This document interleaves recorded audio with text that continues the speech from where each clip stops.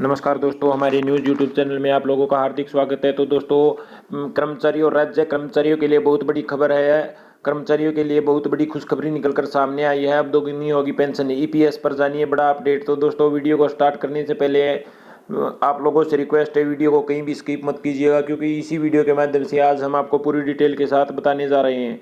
और अगर आप हमारे चैनल पर फर्स्ट टाइम विजिट कर रहे हैं, चैनल को सब्सक्राइब कर दीजिए और साथ ही साथ बेल आइकन भी बजा दीजिए, ताकि गवर्नमेंट न्यूज से संबंधित, कर्मचारी और पेंशनरों से संबंधित जो भी न्यूज़ का नोटिफिकेशन आता है वो सबसे पहले आप लोगों के पास बिना किसी रुकावट के पहुंच सके। तो चलो दोस्तों, करते हैं वीडियो को स्टार्ट बिना किसी देरी के।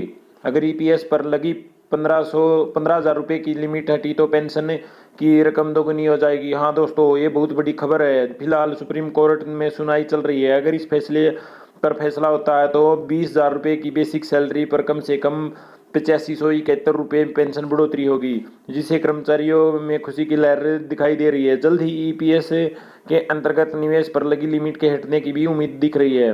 दोस्तों, इस मसले को लेकर सुप्रीम कोर्ट में आजकल सुनवाई चल रही है, जिससे सभी ईपीएस के तहत पंजीकृत सभी कर्मचारी को कोर्ट के फैसले का इंतजार है। उन्हें उम्मीद है कि कोर्ट का फैसला उनके हक में होगा और उसका लाभ उन्हें मिलेगा। आइए जानते हैं क्या है पूरा अपडेट। तो दोस्तों, जैसे ही हमने अभी बताया कि ईपीएस यानी कि इम्प्लॉय पेंशन स्कीम के तहत पेंशन पर 15,000 रुपये की लिमिट लगी है, जिसके हटने के लिए सुप्रीम कोर्ट में केस चल रहा है। दोस्तों, दरअसल मामला ये है कि ईपीएस में पंजीकृत कर्मचारियों की पेंशन से संबंधित कुछ नियम है, जैसे कि अधिकतम पेंशन योग्य वेतन 15,000 रुपये प्रति माह तक सीमित है, जिसका अर्थ हुआ कि कर्मचारी की सैलरी जितनी भी रही हो उसका पेंशन का निर्धारण 15,000 रुपये के आधार पर ही होगा। और दोस्तों, इसी सीमा को हटाने को लेकर सुप्रीम कोर्ट में केस चल रहा है। सुप्रीम कोर्ट द्वारा भारत संघ और कर्मचारी भविष्य निधि संगठन की तरफ से दायर किए गए याचिकाओं की सुनवाई के बेंच को 12 अगस्त को स्थगित किया गया था। इन याचिकाओं में कहा गया था दोस्तों कि कर्मचारियों की पेंशन को 15,000 रुपये तक सीमित नहीं किया जा सकता। इस मामले पर 17 अगस्त से सुनवाई जारी है। वहीं पर दोस्तों, अगर ईपीएस पर लगी 15,000 रुपये की लिमिट हटी तो यानी कि एम्प्लॉय पेंशन स्कीम की रकम दोगुनी हो जाएगी। फिलहाल सुप्रीम कोर्ट में सुनवाई चल रही है। अगर इस पर फैसला होता तो दोस्तों 20,000 रुपये की बेसिक सैलरी पर कम से कम 8571 रुपये पेंशन में बढ़ोतरी होगी। और ये भी बता दें कि दोस्तों, भविष्य निधि संगठन के सदस्य ईपीएस यानी कि इम्प्लॉय पेंशन अपडेट के सदस्य भी बन जाते हैं। एम्प्लॉय पेंशन स्कीम के तहत कर्मचारी के खाते में 12% सैलरी का हिस्सा पीएफ और बाद में यह राशि नियोक्ता के खाते में की दी जाती है। ईपीएस में बेसिक सैलरी का योगदान 8.33% है। इसमें पेंशन योग्य वेतन की सीमा दोस्तों 15,000 होती है। तो दोस्तों, ऐसे में पेंशन फंड में हर महीने अधिकतम 1,250 रुपये जमा होते हैं। वहीं सैलरी 10,000 रुपये है तो 833 रुपये ही जमा होंगे। और दोस्तों, ये भी बता दें आपको, जब कोई कर्मचारी नौकरी करने लगता है तो ईपीएफ का सदस्य बन जाता है और साथ ईपीएस की भी मेंबरशिप उसे मिलती है।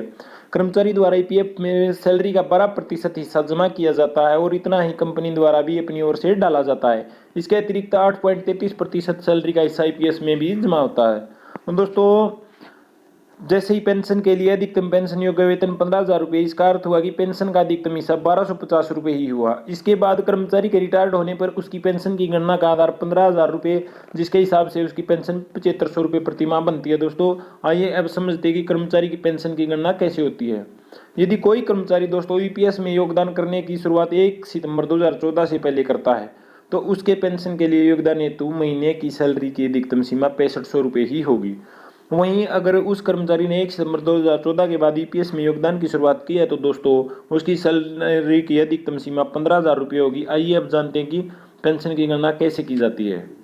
मंथली पेंशन दोस्तों और पेंशन योग्य सैलरी गुणा में ईपीएस योगदान।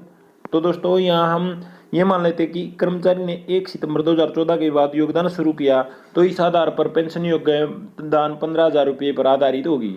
और कर्मचारी ने 30 वर्ष नौकरी की है तो उस हिसाब से 15,000 गुना में 30/7 तो 6428 रुपये होते हैं दोस्तों। तो दोस्तों, अभी बता देते हैं कि आपको आज के लिए इतना ही। मिलते हैं नेक्स्ट वीडियो में, तब तक के लिए जय हिंद जय भारत।